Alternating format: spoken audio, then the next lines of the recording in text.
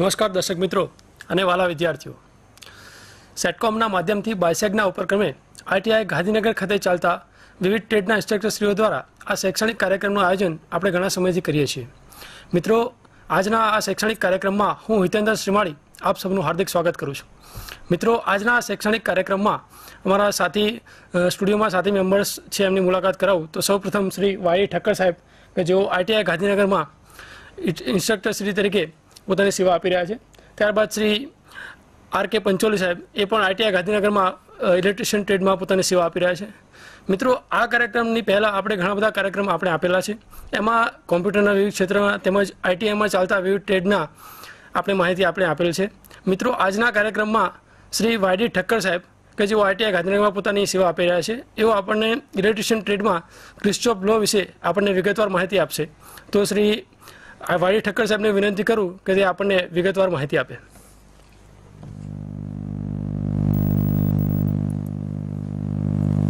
મારા વહાલા મિત્રો, તમોએ સ્ટાર્ટિંગમાં ઓહ્મ્સ લો અને સિરીઝ પેરેલલના સર્કિટ એના વિશે ભણી ગયા.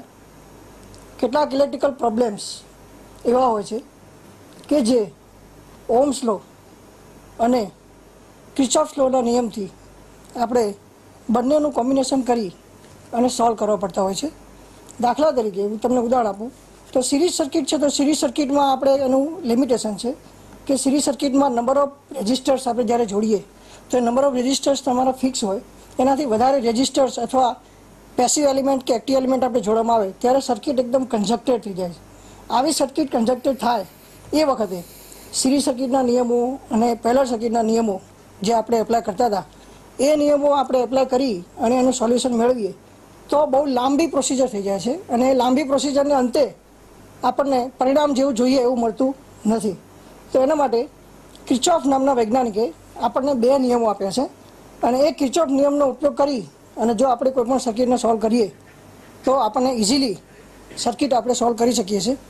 આપણે વ્યવહારમાં પણ જુઓ, તમે જિંદગીમાં પણ એવા કેટલાક પ્રસંગો બનતા હોય છે કે જે આપણે સોલ્વ કરવા પડતા હોય છે અને સોલ્વ કરવા માટે અલગ અલગ નિયમો આપણે લગાડવા પડે છે.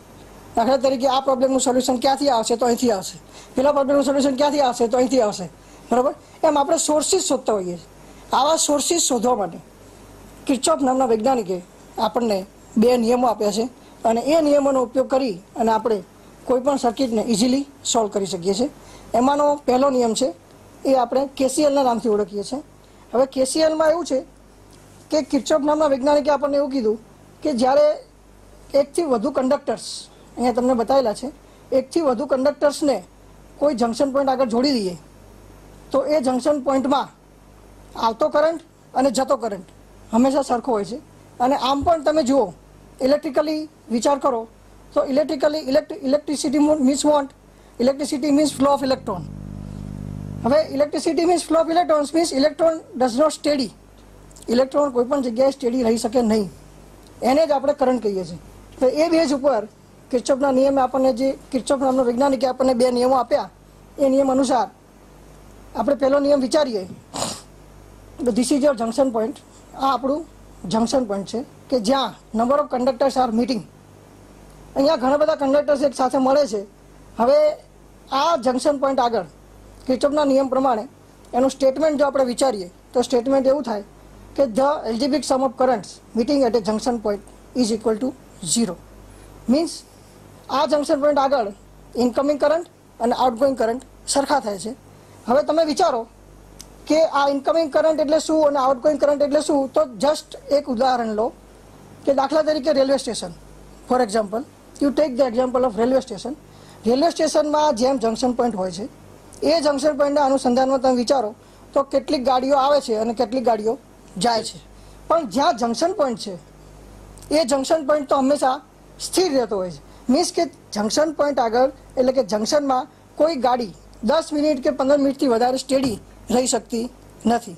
એ બેઝિક કોન્સેપ્ટ તમારા મગજમાં રાખો તો આપણે આ જંકશન પોઈન્ટને રેલવેના જંકશન પોઈન્ટથી સરખાવી શકીએ. દાખલા તરીકે અહીંયા જંકશન પોઈન્ટ તમને એચ આપેલો છે, તો આ જંકશન પોઈન્ટ એચમાં તમે જોઈ શકો છો એક કરંટ I1 છે. I1 is incoming, I2 is outgoing, I3 is outgoing, I4 is incoming, I5 is incoming and I6 is outgoing. બરાબર. તો જંક્શન પોઈન્ટ આગળ એટલા બધા કરંટ અહીંયા આવે છે. હવે એક કન્સિડર કરવું પડે, આમાં કન્સિડર એવું કરવું પડે કે દાખલા તરીકે ઇનકમિંગ કરંટ છે અને તમે પોઝિટિવ લો અને આઉટગોઈંગ કરંટ છે અને તમે નેગેટિવ લો, બરાબર.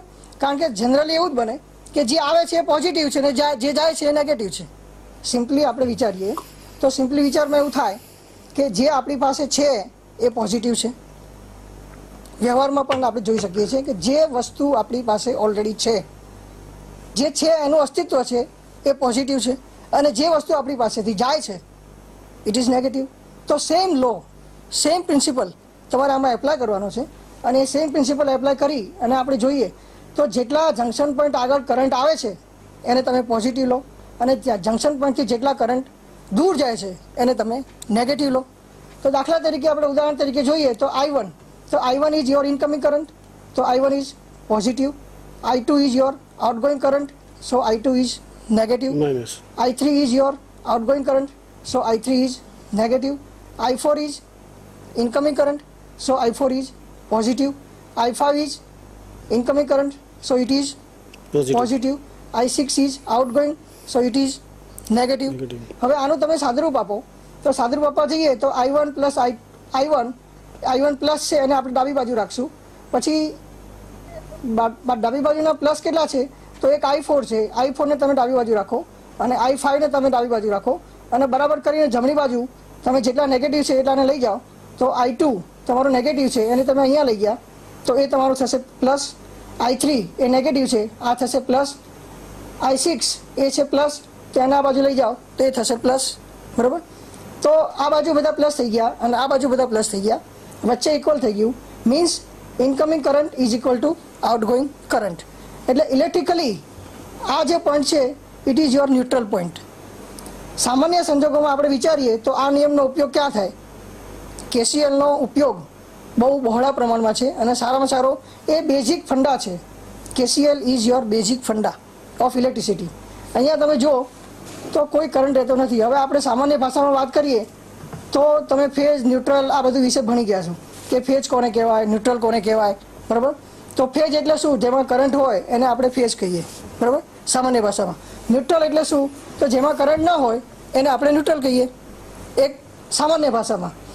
પણ એને આ ટેકનિકલી પણ તમે વિચાર કરો તો 3 ફેઝ કનેક્શન હોય છે અને એ 3 ફેઝ કનેક્શનમાં આપણે શું કરીએ છીએ તો 3 ફેઝ કનેક્શનમાં આપણે સ્ટાર કનેક્શન કરીએ છીએ સામાન્ય રીતે. દાખલા તરીકે 3 ફેઝ 4 વાયર સિસ્ટમ એવી સિસ્ટમ આપણી સપ્લાય સિસ્ટમ છે.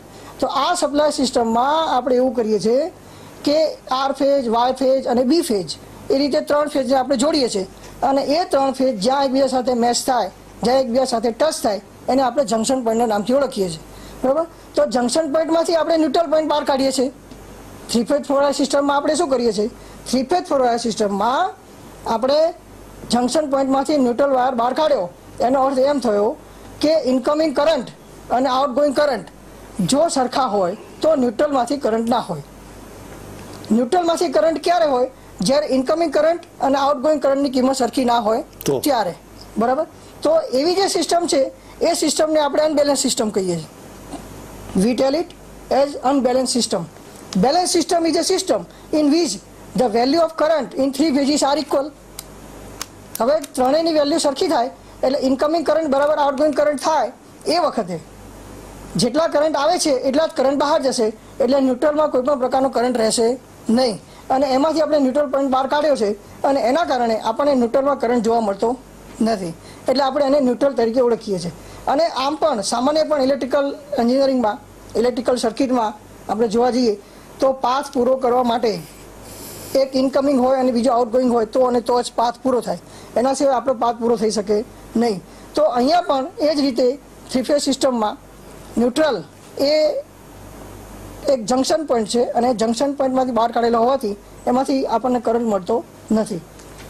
તો આ તમારો પ્રથમ નિયમ છે KCL. એટલે KCLના નિયમ પ્રમાણે આપણે એમ કહી શકીએ કે કિર્ચોફ કરંટ લો એનું આખું નામ છે. કિર્ચોફ કરંટ લો એ એટલા માટે કરંટ લો કહેવામાં આવે છે કે આમાં માત્ર ને માત્ર કરંટની વાત કરવાની છે, આમાં EMFની વાત કરવાની નથી. આપણને ખબર છે કે ઇલેક્ટ્રિકલ ભાષામાં, ઇલેક્ટ્રિકલ સેન્સમાં આપણે જોઈએ તો ઘણી બધી ક્વોન્ટિટી છે, જેમ કે voltage, current, resistance, EMF, potential difference. આવા અલગ અલગ પ્રકારના વિદ્યુત રાશિ ઇલેક્ટ્રિકલ ક્વોન્ટિટીઝનો આપણે ઉપયોગ કરીએ છીએ અને એના વિશે આપણે ભણીએ છીએ. પણ અહીંયા તમારે એક જ પોઈન્ટ કન્સિડર કરવાનો છે કે કરંટ, અને એના કારણે કિર્ચોફ નામના વૈજ્ઞાનિકે આપણને એની હેડિંગ જ એ રીતે મારેલું છે KCL, Kirchhoff's current law. Means you have to consider only and only current, not voltage. પછી કિર્ચોફ નામના વૈજ્ઞાનિકે ફરીથી એના માટે આપણને બીજો નિયમ આપ્યો, અને બીજા નિયમમાં એમણે રેઝિસ્ટર, વોલ્ટેજ અને કરંટ ત્રણેય વસ્તુનું કન્સિડરેશન કર્યું. બરાબર. હવે આ ત્રણેય વસ્તુનું કન્સિડરેશન કરી અને આપણને એમણે બીજો નિયમ આપ્યો. બીજા નિયમમાં આપણને અહીંયા એક લૂપ બતાવ્યું છે, એ તમે જોઈ શકો છો કે આ એક લૂપ છે, આને આપણે લૂપ કહી શકીએ અથવા ક્લોઝડ પાથ કહી શકીએ. હવે આ ક્લોઝડ પાથમાં અહીંયા એક બેટરી E1 લગાડી છે, અહીંયા બેટરી E2 લગાડી છે, અહીંયા એક રેઝિસ્ટર છે R1, અહીંયા એક રેઝિસ્ટર છે R2. હવે આ લૂપને તમારે સોલ્વ કરતાં પહેલાં સૌથી પહેલાં કેટલા કન્સિડરેશન કરવા પડે, અને કન્સિડરેશન કેવા, તો દાખલા તરીકે first of all you have to decide your path. You have to decide your path, means from where you will go and up to where you will go. તમે ક્યાંથી ક્યાં જશો એ પહેલાં તમારે તમારા મગજમાં નક્કી કરી લેવું પડે. અને આમ પણ તમે જાણો છો જિંદગીમાં આપણે આપણો પાથ નક્કી ના હોય તો શું થાય. બહુ ઇઝીલી સમજી શકાય એવી વાત છે કે પાથ ન હોય તો જિંદગી ના હોય, બરાબર, અને જિંદગી હોય તો જ પાથ હોય. એ જ રીતે અહીંયા પણ પાથ નક્કી કરવાનો છે તમારે. આમાં બે વસ્તુનો પાથ આવે છે. સર્કિટમાં આપણે જોઈએ તો સર્કિટ ABCD એ પ્રમાણે આખું તમને અહીંયા લૂપ બતાવ્યું છે. આ લૂપમાં આ જે ગો ડાઉન કરીને કર્યું છે, ગો ડાઉન, એ આપણો પાથ છે. આપણો path means we will start from A, then go to B, then go to C and then go to D and then A. જ્યાંથી આપણે શરૂ કર્યું હતું ત્યાં જ આપણે પાછા આવી જવાનું છે. એટલે એથી સ્ટાર્ટ કરવાનું, પછી બીમાં જવાનું, બીથી C, C થી D અને D થી A. આવી રીતે તમારે આખો પાથ ફોલો કરવાનો છે. અને પાથ ફોલો કરતી વખતે તમે ક્યાંથી ક્યાં જાઓ છો એ ધ્યાનમાં રાખવાનું છે. અને એ પછી તમારે અહીંયા જે બે નિયમો આપેલા છે, રૂલ્સ ફોર બેટરી અને રૂલ્સ ફોર રેઝિસ્ટર, આ તમારે મગજમાં રાખવાના છે. અને પછી તમારે આખા પાથમાં ફરવાનું. દાખલા તરીકે આપણે રૂલ્સ ફોર બેટરી નક્કી કરીએ, બરાબર. તો રૂલ્સ ફોર બેટરીમાં શું છે, તો અહીંયા એક તમને આપેલું છે E1. E1 નામની એક બેટરી છે, એટલે કે આની વેલ્યુ E1 છે. E1 વેલ્યુની બેટરી અહીંયા એક નેગેટિવ છેડો છે, અહીંયા પોઝિટિવ છેડો છે. તો દાખલા તરીકે તમે નેગેટિવ છેડાથી પોઝિટિવ છેડા તરફ જાઓ છો. આ એરો આપણને એવું બતાવે છે કે we go from A to B, means we go from the negative terminal of A battery to the positive terminal of the battery. Similarly in this circuit આપણે જોઈ શકીએ છીએ કે આપણે A થી Bમાં જવાનું છે, એ આપણો પાથ નક્કી છે. તો તમે અહીંયા પોઝિટિવ ટર્મિનલમાંથી નેગેટિવ ટર્મિનલમાં જવાના છો. તો જતી વખતે તમારે શું ધ્યાન રાખવાનું છે કે તમારો પાથ નક્કી કરી લીધો. હવે બેટરી માટે બે નિયમો એવા છે, બેટરી માટે, કે low potential and high potential. Potential વિશે તમે જાણો છો કે કરંટ હંમેશા હાઈ પોટેન્શિયલ પરથી લો પોટેન્શિયલ પર પસાર થાય. This is the characteristic of current. Current હંમેશા હાઈ પોટેન્શિયલથી લો પોટેન્શિયલ તરફ પસાર થાય. તો અહીંયા તમારે એ ધ્યાન રાખવાનું છે કે દાખલા તરીકે આપણે બેટરીના નેગેટિવ ટર્મિનલથી પોઝિટિવ ટર્મિનલ પર જતા હોઈએ તો this is your rise in potential. Rise in potential, rise in potential means plus. તો તમારે E1ની કિંમત પ્લસ લેવાની છે, કારણ કે આપણે નેગેટિવ ટર્મિનલથી પોઝિટિવ ટર્મિનલ પર જઈએ છીએ.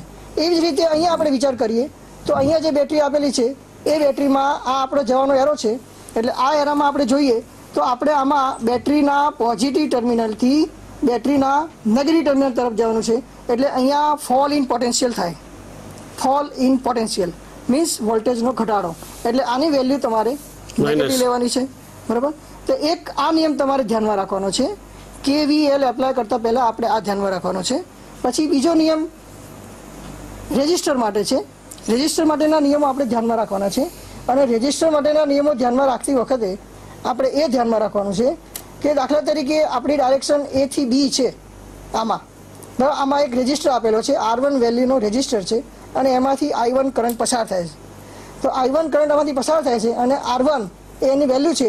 એટલે આનો સિમ્પલી વોલ્ટેજ ડ્રોપ, મેં તમને અગાઉના લેક્ચરમાં સમજાવેલું કે what is voltage drop. Voltage drop એટલે શું? તો વોલ્ટેજ ડ્રોપ એટલે કોઈ આર વેલ્યુનો રેઝિસ્ટર, એ આર વેલ્યુના રેઝિસ્ટરમાંથી આઈ વેલ્યુનો કરંટ પસાર કરવામાં આવે અને એ બંનેનો ગુણાકાર એટલે I into R, this is your voltage drop. તો અહીંયા પણ આપણે જોઈ શકીએ છીએ કે R1 વેલ્યુનો રેઝિસ્ટર છે, એમાંથી I1 વેલ્યુનો કરંટ પસાર થાય છે, એટલે I1 ઇન્ટુ R1 કરો એટલે એનો વોલ્ટેજ ડ્રોપ થાય. આ રેઝિસ્ટરમાં થતો વોલ્ટેજ ડ્રોપ કેટલો થાય? તો આ રેઝિસ્ટરમાં થતો વોલ્ટેજ ડ્રોપ એટલે I1 ઇન્ટુ R1. હવે આમાં તમારે એ ધ્યાન રાખવાનું છે કે અહીંયા જે ડાયરેક્શન બતાવી છે, આ direction, this is our direction, means this is hour path. આપણે A થી B તરફ જવાનું છે, આ આપણે કન્સિડર કરવાનું છે મગજમાં કે આપણે ક્યાંથી ક્યાં જવાનું, અને પછી આપણે કરંટની દિશા જોવાની છે. તો અહીંયા જે તમને બતાવ્યું છે એ આ જે બતાવી એ કરંટની દિશા બતાવી છે, એટલે કરંટની દિશા પણ જોવાની છે અને આપણે આપણી દિશા પણ જોવાની છે. બંને દિશા આપણે એક સાથે જોવાની છે. એટલે આ તમારો I1 છે. I1ની ડાયરેક્શન કઈ છે? તો એ છે A થી B. તમારી દિશા કઈ છે? એટલે કે તમારો પાથ તમે જે નક્કી કર્યો એ પાથની દિશા કઈ છે? તો એ પાથની દિશા પણ A થી B છે. મીન્સ કરંટની દિશા અને તમારા પાથની દિશા એક સરખી છે. એટલે આ બંને દિશા એક સરખી હોવાથી આમાં ફોલ ઇન પોટેન્શિયલ થાય. ફોલ ઇન પોટેન્શિયલ મીન્સ વોલ્ટેજનો ઘટાડો. એટલે આની વેલ્યુ તમારે -I1 R1 લેવાની છે. જ્યારે ફોલ ઇન પોટેન્શિયલ થાય ત્યારે આપણે એને માઇનસ લેવાની છે, અને જ્યારે રાઇઝ ઇન પોટેન્શિયલ થાય એને આપણે પ્લસ લેવાની છે. બરાબર? તો અહીંયા બંને ડાયરેક્શન એક સરખી છે. હવે આને તમારે યાદ રાખવું હોય તો યાદ રાખવાની એકદમ સિમ્પલ મેથડ છે. દાખલા તરીકે તમે તળાવમાં તરી રહ્યા છો, હવે આમાં બે વસ્તુ થાય, your direction of flowing and direction of water, two directions are there. તમે તરવાની કોશિશ કરો છો, પાણી તમને જો પાછળથી ધક્કો મારે તો તમારા દ્વારા જે એનર્જી કન્ઝ્યુમ થશે એ એનર્જી કન્ઝ્યુમ ઓછી થશે. Very simple. પાણી જો તમને તરવામાં મદદ કરે તો તમારા દ્વારા જે બળ લાગ્યું છે તરવા માટે એ ઓછું હશે. અને એનાથી વિરુદ્ધ દિશામાં આપણે વિચારીએ તો તમે દાખલા તરીકે A થી B તરફ તરવાની કોશિશ કરી રહ્યા છો અને પાણી જો B થી A તરફ હોય, એટલે કે તમારું તરવાની દિશા અને પાણીના તરવાની દિશા જો ઓપોઝિટ હોય તો શું થશે?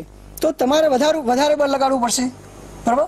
એ વધારે બળ લગાડવું પડે એટલે એને આપણે રાઇઝ ઇન પોટેન્શિયલ કહીએ છીએ, અને જે ઓછું બળ લગાડ્યું એ ઓછા બળને આપણે ફોલ ઇન પોટેન્શિયલ કહીએ છીએ. તો રાઇઝ ઇન પોટેન્શિયલ અને ફોલ ઇન પોટેન્શિયલ ક્યારે, કઈ કન્ડિશનમાં અને કેવી રીતે આવે એ પહેલાં તમે ધ્યાન રાખો. ત્યારબાદ જ કિર્ચોફનો બીજો નિયમ આપણે સમજી શકીએ, એ સિવાય સમજી શકાય નહીં. એટલે હજી સુધી કિર્ચોફના બીજા નિયમનું સ્ટેટમેન્ટ મેં તમને આપ્યું નથી, કારણ કે તમારે આ બેઝિક રૂલ પહેલાં મગજમાં રાખવા પડે અને પછી જ તમે કિર્ચોફના બીજા નિયમનું સ્ટેટમેન્ટ સમજી શકો અને એની પ્રૂફ સમજી શકો. તો અહીંયા આપણે સમજીએ, દાખલા તરીકે I1 કરંટ આમાંથી વહે છે અને આપણી દિશા A થી B છે, કરંટની દિશા પણ A થી B છે. તો કરંટની દિશા અને આપણી દિશા સરખી છે એટલે આમાં ફોલ ઇન પોટેન્શિયલ હશે. એવી જ રીતે અહીંયા પણ તમે જોઈ શકો છો કે કરંટ B થી A વહે છે. Direction of current is change in this resistor. Direction of current is from B to A. એટલે B થી A સુધી કરંટ, B થી A ડાયરેક્શનમાં કરંટ હોય છે, પણ આપણે આપણી દિશા નથી બદલી. એટલે કે આ જે એરો રહ્યો એ આપણી દિશા છે, આપણા પાથની દિશા છે A થી B.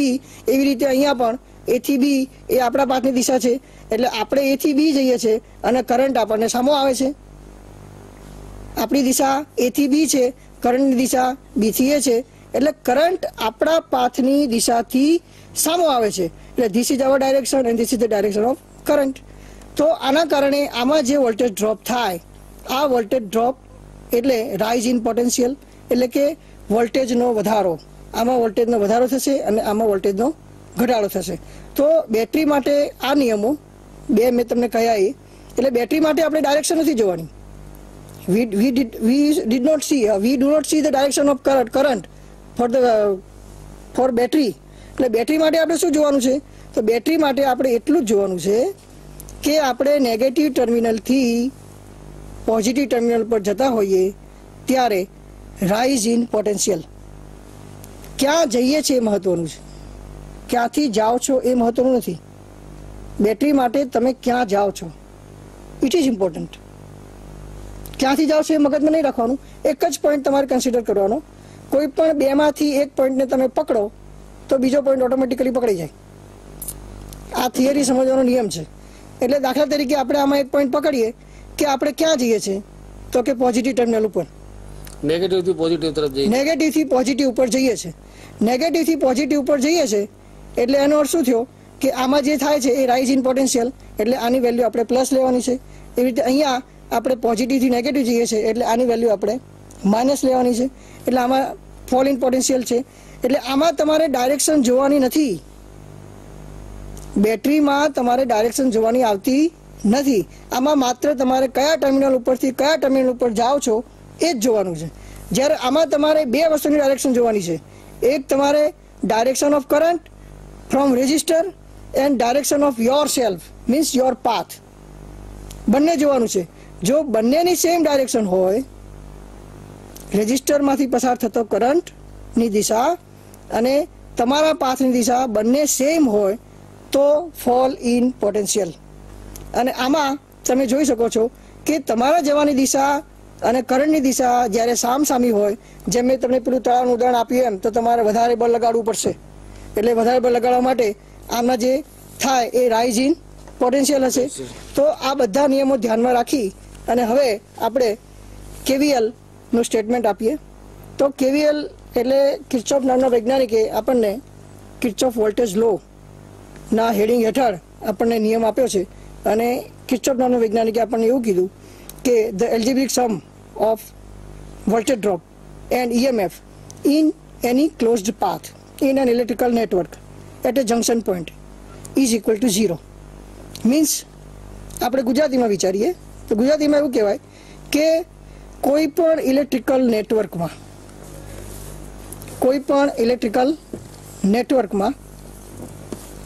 આ એક ઇલેક્ટ્રિકલ નેટવર્ક આપેલું છે. કોઈ પણ ઇલેક્ટ્રિકલ નેટવર્કમાં કોઈ પણ ક્લોઝડ પાથમાં કોઈ પણ જંકશન પોઈન્ટ આગળ, દાખલા તરીકે જંકશન પોઈન્ટ આપણા છે તો A, B, C અને D એ આપણા જંકશન પોઈન્ટ છે, બરાબર. કોઈ પણ જંકશન પોઈન્ટ આગળ algebraic sum of voltage drop and EMF in that path is equal to 0. એટલે આમાં બે પ્રકારના વોલ્ટેજ થાય છે. એક થાય છે વોલ્ટેજ ડ્રોપ અને બીજું છે EMF. હવે તમને મેં આગળ સમજાવ્યું હતું કે EMF અને પોટેન્શિયલ ડ્રોપનો તફાવત શું છે. તો આપણે કહી શકીએ કે the open circuit voltage of a supply source or battery or generator is known as EMF. This is simple definition of EMF. જ્યારે કોઈ સાધન ઉપર લોડ જોડેલ ન હોય અને એ સમયે જે ટર્મિનલ ઉપર વોલ્ટેજ બતાવે, ધીસ ઇઝ યોર EMF. એ EMF કહેવામાં. This is your EMF means generating capacity of an generating instrument or generating voltage any source or any battery is one kind of source. તો battery અથવા જનરેટરના open circuit વોલ્ટેજને આપણે EMF કહીએ છીએ. અને કોઈ પણ રેઝિસ્ટરમાંથી જ્યારે કરંટ પસાર કરવામાં આવે ત્યારે એ રેઝિસ્ટરમાં હમણાં આપણે આગળ વાત કરીએ પ્રમાણે એમાં વોલ્ટેજ ડ્રોપ એટલે એમાંથી પસાર કરવામાં આવેલો કરંટ અને એ રેઝિસ્ટરનો ગુણાકાર જે થાય એને આપણે વોલ્ટેજ ડ્રોપ કહીએ છીએ, બરાબર. હંમેશા એક વસ્તુ યાદ રાખો કે વોલ્ટેજ ડ્રોપને આપણે બીજી રીતે કહી શકીએ. આપણે આગળ ભણ્યા હતા કે પોટેન્શિયલ ડિફરન્સ અને EMF એની વચ્ચેનો તફાવત તમને ખ્યાલ હશે. આગળના લેક્ચરમાં મેં તમને ભણાવેલું what is the difference between EMF and potential difference. તો EMF is a open circuit voltage of supply source and potential difference is a close circuit voltage of a supply source. એટલે તમે કોઈ સપ્લાય સોર્સ ઉપર load જોડો, કોઈ instrument જોડેલો એના ઉપર કોઈ પણ લોડ, દાખલા તરીકે resistive load, inductive load, capacity load, આ બધા ઇલેક્ટ્રિકલ લોડ્સ છે. તો તમે સપ્લાય સોર્સ ઉપર જ્યારે લોડ જોડો અને લોડ જોડવાને પરિણામે એનું એનર્જીનું કન્વર્ઝન થાય. જ્યારે પણ તમે લોડ જોડો તો એનર્જીનું કન્વર્ઝન તો થાય જ. જો એનર્જીનું કન્વર્ઝન ના થાય તો તમે એને શોર્ટ સર્કિટ કહો છો. એ પણ આપણે આગળના લેક્ચરમાં વાત કરી. તો જ્યારે તમે લોડ જોડો અને લોડ જોડવાને પરિણામે એનર્જીનું કન્વર્ઝન થાય, ઉદાહરણ તરીકે આપણે જનરેટર છે તો જનરેટરમાં તમે એના ટર્મિનલ ઉપર 200 વોટનો લેમ્પ જોડ્યો તો 200 વોટનો લેમ્પ જોડવાથી શું થશે કે 200 વોટના લેમ્પમાંથી કરંટ પસાર થશે અને 200 વોટના લેમ્પમાંથી કરંટ પસાર થશે એટલે electrical energy your electrical energy is converted into light energy. In this case, તો ઇલેક્ટ્રિકલ એનર્જી તમારી શેમાં કન્વર્ટ થઈ? લાઇટ એનર્જીમાં. તો આમાં જે કન્વર્ટ થઈ એ કન્વર્ઝન ક્યારે થાય? તો કન્વર્ઝન ત્યારે થાય કે જ્યારે એમાં લોસ હોય, મીન્સ જ્યારે એનો પોતાનો રેઝિસ્ટન્સ હોય. જ્યારે કોઈ લોડનો રેઝિસ્ટન્સ ના હોય ત્યારે એમાં એનર્જીનું કન્વર્ઝન ના થાય, અને એને આપણે સિમ્પલી શોર્ટ સર્કિટ કહીએ છીએ. તમને ખ્યાલ હોય તો આગળ મેં તમને ઓપન સર્કિટ એટલે શું, શોર્ટ સર્કિટ એટલે શું, એના વિશે મેં તમને સમજાવ્યું હતું.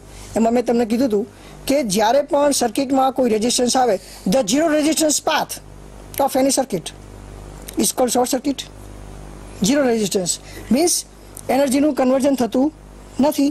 તો અહીંયા તમે જોઈ શકો છો, અહીંયા આમાં વોલ્ટેજ ડ્રોપ થશે I1 R1, અને એવી રીતે અહીંયા પણ વોલ્ટેજ ડ્રોપ થશે I2 R2. તો હવે દાખલા તરીકે આપણે પાથ નક્કી કરી લઈએ. તો પાથ નક્કી કરવા માટે આપણે શું કરશું? દાખલા તરીકે આપણો પાથ આપણે ડિસાઇડ કરીએ. We have to decide our path first, means we will start from A, then go to B. આપણે સૌથી પહેલાં એમાં જવાનું, એથી સ્ટાર્ટ થવાનું છે, એથી B જવાનું, બીથી C જવાનું, Cથી D જવાનું, અને Dથી પાછું એ ઉપર આવી જવાનું. ઓકે, તો સૌથી પહેલાં ધારો કે આપણે આપણી જર્ની સ્ટાર્ટ કરીએ. જર્ની સ્ટાર્ટ કરતી વખતે આપણે જોવાનું છે કે રસ્તામાં, આપણા રસ્તામાં શું શું આવે છે એ તમારે માર્કિંગ કરવાનું છે. દાખલા તરીકે આપણે આ એથી સ્ટાર્ટ કર્યું. હવે એથી આપણે સ્ટાર્ટ કરી અને B પર આવીએ એ પહેલાં આપણા રસ્તામાં બેટરી E1 આવી. હવે આ બેટરી E1 માટે આપણે આગળના 2 નિયમો હતા. આના 2 નિયમો મેં તમને હમણાં કહ્યા કે આના નિયમોમાં શું કહ્યું હતું કે પોઝિટિવ ટર્મિનલથી નેગેટિવ ટર્મિનલ, એટલે આના વોલ્ટેજ કેવા લેવાના? Fall in potential. Fall in potential એટલે આના વોલ્ટેજ આપણે માઇનસ લેવાના, એટલે -E1. This is your -E1. Okay, એટલે અહીંયાથી તમે B પર આવી ગયા, આના વોલ્ટેજ તમે કેવા લીધા? માઇનસ, કારણ કે એમાં ફોલ ઇન પોટેન્શિયલ છે. બરાબર. હવે તમારે B થી C જવાનું છે. હવે B થી C જતા તમારે આ નિયમો યાદ રાખવાના છે. આ નિયમો મેં તમને કહેલા હમણાં. આ 2 નિયમો હતા. આના નિયમો કેવા હતા? તો આપણી જવાની દિશા અને કરંટની જવાની દિશા એક સરખી હોય તો ફોલ ઇન પોટેન્શિયલ, અને આપણી જવાની દિશા અને કરંટની દિશા વિરુદ્ધ હોય તો રાઇઝ ઇન પોટેન્શિયલ. આ નિયમ તો તમારા મગજમાં રાખવાના જ છે. તો અને તો જ તમે KVL સોલ્વ કરી શકો, એના સિવાય તમે KVL સોલ્વ કરી શકો નહીં. તો અહીંયા આપણે ક્યાં જવાનું છે? આપણે B સુધી આવી ગયા. B થી આપણે C જવાનું છે. તો B થી C જઈશું. આ વખતે આપણે શું કરશું? તો આપણે આ નિયમ ધ્યાનમાં રાખશું. એટલે આપણી જવાની દિશા B થી C છે, આપણો પાથ B થી C, અને કરંટનો પાથ પણ આ જે દિશા બતાવી છે એ કરંટનો પાથ છે. તો આપણો પાથ અને કરંટનો પાથ બંને એક સરખો થયો, સેમ છે, બંને સેમ થયા. એટલે આની અંદર જે વોલ્ટેજ ડ્રોપ થાય એની વેલ્યુ આપણે જોઈએ તો I1 R1 R1. આ જે I1 R1 રહ્યો એ I1 R1 A fall in potential છે, એટલે અહીંયા તમારે એને માઇનસ લેવાનું છે. એટલે -I1 R1 -I1 R1. પછી C થી તમારે D જવાનું છે. હવે C થી D તમે જાઓ તો C થી D જતી વખતે તમારા રસ્તામાં વળી પાછી બેટરી આવી E2. તો આ બેટરી E2 માટે તમારે અહીંયા જે નિયમો હતા એમાં કેવું હતું? તો from negative terminal to positive terminal, એટલે આમાં રાઇઝ ઇન પોટેન્શિયલ. એટલે આ વખતે જે રાઇઝ ઇન પોટેન્શિયલ થયું એટલે આ E2 ની કિંમત તમારે કેવી લેવાની? પ્લસ લેવાની. તો અહીંયા E2 ની કિંમત તમારે પ્લસ લેવાની છે. એવી જ રીતે C થી D ઉપર આપણે આવી ગયા. હવે D થી A ઉપર જવાનું છે. તો D થી A ઉપર આપણો પાથ છે. માઇન્ડ વેલ, અહીંયા આપણી ડાયરેક્શન જે છે ને એ હંમેશા ક્લોકવાઇઝ જ રાખવાની. કોઈ પણ સર્કિટ તમે સોલ્વ કરો તો એ સર્કિટ સોલ્વ કરતી વખતે તમારે એક પોઈન્ટ તો મગજમાં રાખવાનો જ છે કે તમારે તમારી ડાયરેક્શન કોઈ પણ સંજોગોમાં બદલવાની નહીં. તમારે હંમેશા તમારી ડાયરેક્શન પોઝિટિવ રાખવાની. Positive in the sense in clockwise direction. તો અહીંયા આપણે ક્લોકવાઇઝ ડાયરેક્શન છે. એટલે દાખલા તરીકે D થી A, હવે આપણે D થી A જવું છે. તો D થી A જતી વખતે જોઈ શકીએ છીએ કે આપણે D થી A જઈએ છીએ અને અહીંયા કરંટ સામો આવ્યો, કરંટ I2 એ કેવો આવ્યો? આપણા રસ્તામાં સામો આવ્યો. તો અહીંયા પેલું તળાવનું ઉદાહરણ મેં તમને હમણાં આપ્યું કે પાણી સામું આવે તો આપણે પોઝિટિવ ફોર્સ એપ્લાય કરવો પડે. વી have to apply positive force. બરાબર. એટલે તમારે D થી A જોઈએ છે અને આમાં આની ડાયરેક્શન આપણી સામે આવી છે. એટલે આમાં જે વોલ્ટેજ ડ્રોપ થાય અને એની વેલ્યુ છે I2 × R2. તો આ I2 × R2 એ તમારે કેવો લેવાનો? પ્લસ લેવાનો. ઓકે. તો હવે કેવીએલના નિયમ પ્રમાણે આ જે રહ્યો એ ઈએમએફ છે, આ જે રહ્યો એ ઈએમએફ છે. એટલે બેટરીના જે વોલ્ટેજ છે એને આપણે ઈએમએફ કહીએ છીએ. અને I1R1 this is your voltage drop. અહીંયા પણ I2R2 this is also your voltage drop. તો કેવીએલમાં આપણા સ્ટેટમેન્ટ હમણાં યાદ કરીએ, ફરીથી કેવીએલનું સ્ટેટમેન્ટ યાદ કરીએ તો કોઈ પણ ઇલેક્ટ્રિકલ નેટવર્કમાં, કોઈ પણ બંધ પાથમાં, કોઈ પણ જંકશન પોઈન્ટ આગળ ઈએમએફનો સરવાળો અને વોલ્ટેજ ડ્રોપનો સરવાળો શૂન્ય થાય છે. આ આપણો કિર્ચોફનો બીજો નિયમ. તો એ મુજબ આપણે આને ઇઝ ઇક્વલ ટુ 0 કરવાનું. હવે આને ઇઝ ઇક્વલ ટુ 0 કરો તો હવે આનું વેલ્યુ ચેન્જ કરો, અને વેલ્યુ ચેન્જ કરવાથી શું થશે? તો આ ડાબી બાજુ છે એને પ્લસ રાખ્યું, પછી આ I1 છે એને આપણે આ બાજુ લઈ જાઓ, અહીં માઇનસ હતું તો અહીંયા પ્લસ થઈ ગયું. એવી રીતે આ I1R1 એ ડાબી બાજુ છે, બરાબર? એટલે એ ડાબી બાજુ છે એને આપણે જમણી બાજુ લઈ લો એટલે અહીંયા પ્લસ થઈ ગયું. અને I2R2 એ આપણું ડાબી બાજુ હતું એને આપણે ડાબી બાજુ રાખ્યું તો એ E2 plus I2R2 is equal two E1 plus I1R1. તો આ આપણો કિર્ચોફનો બીજો નિયમ. એકોર્ડિંગ ટુ કિર્ચોફ સેકન્ડ લો આપણે એટલું જ યાદ રાખવાનું છે કે તમે ક્યાંથી ક્યાં જાઓ છો, from where you go and up to where you go. It is important. એટલે ડાયરેક્શન બે જોવાની છે તમારે. ફરીથી માઇન્ડ વેલ, KCL સમજવો બહુ ઇઝી છે. Mind well, KCL is very easy. KCLમાં આપણે એટલું યાદ રાખીએ, KCLમાં આપણે એટલું જ યાદ રાખીએ કે જંકશન પોઈન્ટ હોય, બરાબર? જંકશન પોઈન્ટમાં શું થાય? તો જંકશન પોઈન્ટમાં કરંટનો સરવાળો શૂન્ય થાય. કરંટનો સરવાળો શૂન્ય એટલે ઇનકમિંગ કરંટ જેટલા હોય એને આપણે આગળ વાત કરીએ પ્રમાણે ઇનકમિંગ કરંટને તમે પોઝિટિવ લો અને આઉટગોઈંગ કરંટને તમે નેગેટિવ લો. તો અહીંયા તો આપણે ઇઝીલી સોલ્વ કરી શકીએ. એક જ પોઈન્ટ મગજમાં રાખવાનો છે. કયો? તો ઇનકમિંગ કરંટ પોઝિટિવ અને આઉટગોઈંગ કરંટ નેગેટિવ. એટલે આને આપણે ઇઝીલી સમજી શકીએ. પણ આ KVL સમજવા માટે મેં તમને કીધું એમ બેટરીના બે નિયમો મેં તમને આપ્યા. આ બેટરીના નિયમો બે આપ્યા. એ બેટરીના નિયમો અને સાથે સાથે રેઝિસ્ટરના નિયમો યાદ રાખવાના છે. જો આ બંને તમને પરફેક્ટલી મગજમાં હોય તો જ તમે આ નેટવર્કને સોલ્વ કરી શકો. એ સિવાય તમે સોલ્વ કરી શકો નહીં. એટલે ફરીથી આમાં થોડું રિપીટેશન કરીએ, ત્યારબાદ હું તમને થોડુંક એક્ઝામ્પલ એક ગણાવી દઉં. એ એક્ઝામ્પલ ગણવાથી તમને વધારે ખ્યાલ આવશે કે KVLનો ઉપયોગ કરી અને આપણે કેવી રીતે આ નેટવર્કને સોલ્વ કરી શકીએ છીએ. ફરીથી આનું રિપીટેશન કરીએ આપણે. તો રિપીટેશનમાં તમે સમજી શકો છો અહીંયા કે બેટરીમાં આપણે શું કર્યું હતું. બેટરીમાં આપણે A થી B આપણી ડાયરેક્શન હતી, એટલે નેગેટિવ ટર્મિનલથી પોઝિટિવ ટર્મિનલ તરફ. એટલે ક્યાં જાવ છે મહત્વનું છે. મેં તમને કીધું આગળ, where you go it is important. From where you go it is not important.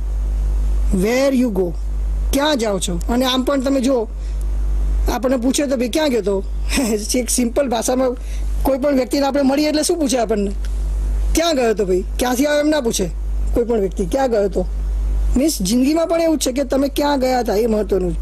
ક્યાંથી ગયા હતા એ મહત્વનું નથી, ક્યાં ગયા હતા સિમ્પલી આપણને કોઈ પૂછે છે. તો અહીંયા આપણે સમજી શકીએ કે આપણે ક્યાં જઈએ છીએ એ મહત્વનું છે. મીન્સ આપણે પોઝિટિવ ટર્મિનલ પર જઈએ છીએ તો પોઝિટિવ લેવાના, અહીંયા જ રીતે નેગેટિવ ટર્મિનલ પર જઈએ છીએ તો નેગેટિવ લેવાના. એટલે આમાં કરંટની દિશા આપણે જોવાની આવતી નથી. આમાં આપણે કરંટની દિશા પણ જોવાની આવે છે. બે દિશા, એક દિશા આપણા પાથની અને બીજી દિશા કરંટની. આપણા પાથની દિશા આપણે સેમ રાખવાની છે. એટલે અહીંયા આપણે સમજી શકીએ ડાબી બાજુથી જમણી બાજુ, અહીંયા પણ ડાબી બાજુથી જમણી બાજુ. આ આપણા પાથની દિશા છે. કરંટની દિશા અહીંયા આપણે બદલી છે. અહીંયા કરંટની દિશા તો બદલાય, જેમ નેટવર્ક બદલાય એમ કરંટની દિશા બદલાતી હોય છે. એટલે દાખલા તરીકે આપણે અહીંયા A થી B કરંટની દિશા A થી B છે તો A થી B એટલે સેમ ડાયરેક્શન. તળાવવાળું ઉદાહરણ યાદ કરો. તળાવવાળું ઉદાહરણ મેં તમને આપ્યું કે પાણીનો પ્રવાહ આપણી દિશામાં હોય તો આપણે ઓછું બળ આપવું પડે. એટલે I1R1 આની જે વેલ્યુ આવી, આ વોલ્ટેજ ડ્રોપ થયા, એ વોલ્ટેજ ડ્રોપ આપણે નેગેટિવ લેવાના છે. અને અહીંયા આપણી દિશા અને કરંટની દિશા ઓપોઝિટ ડાયરેક્શનમાં આવે છે. એટલે અહીંયા આપણે આની વેલ્યુ, આમાં જે વોલ્ટેજ ડ્રોપ થાય it is your rise in potential, એટલે આમાં જે વોલ્ટેજ ડ્રોપ થાય છે એ આપણે પોઝિટિવ લેવાના છે. ઓકે, તો આ નિયમને કેવીએલને વધુ રીતે સમજવા માટે આપણે એક સિમ્પલ ઉદાહરણ લઈશું અને એ ઉદાહરણની મદદથી આપણે કેવીએલને ફરીથી સમજી શકશું. બોર્ડ તો કે સાહેબ આપણે આ જે કેસીએલ ને કેવીએલ છે એ નેટવર્ક સર્કિટમાં જ ઉપયોગ થાય ને? નેટવર્ક સર્કિટ, નેટવર્ક સર્કિટ સિવાયની બીજી કઈ કઈ સર્કિટ હોય છે? આમ સિમ્પલ ઇલેક્ટ્રિકલ વાયરમેનમાં આવે છે. એકચ્યુઅલી આપણા ઘરમાં પણ નેટવર્ક સર્કિટ છે. તમે સમજી શકો છો, આપણા ઘરમાં એકથી વધારે લોડ જોડેલા હોય. જ્યારે એક જ લોડ જોડેલો હોય એને નેટવર્ક ના કહેવાય. It is not a network. બે લોડ જોડ્યા હોય તો એને નેટવર્ક કહેવાય. બરાબર? એકથી વધારે લોડ જોડેલા હોય સર્કિટમાં એટલે આપણે એને સિમ્પલી નેટવર્ક કહીએ છીએ. અને જ્યારે પણ નેટવર્ક આવે ત્યાં કિર્ચોફનો નિયમ આવે ને આવે છે. જો કિર્ચોફના નિયમનો ઉપયોગ તમે ના કરો તો નેટવર્કનું સોલ્યુશન કરી શકો નહીં. હા, એક વાત સિમ્પલ છે કે તમે સિરીઝ સર્કિટ, પેરેલલ સર્કિટ આ બધા નિયમોનો ઉપયોગ કરીને તમે સોલ્વ કરી શકો છો, પણ એમાં નંબર ઓફ લોડ્સ, તમારે જે જોડેલા નંબર ઓફ લોડ્સ છે એ નંબર ઓફ લોડ્સ ઉપર ડિપેન્ડ છે. તમે લોડની સંખ્યા જેમ જેમ વધારતા જાઓ એમ તમે સિરીઝ પેરેલલ સર્કિટનો ઉપયોગ કરી અને એ નેટવર્ક સોલ્વ કરવું હોય તો ઇટ ઇઝ વેરી ડિફિકલ્ટ. એટલે આપણને કિર્ચોફ નામના વૈજ્ઞાનિકે બે નિયમ આપેલા છે અને એ બે નિયમ આધારિત આપણે અહીંયા સિમ્પલ ઉદાહરણ લઈ લઈશું.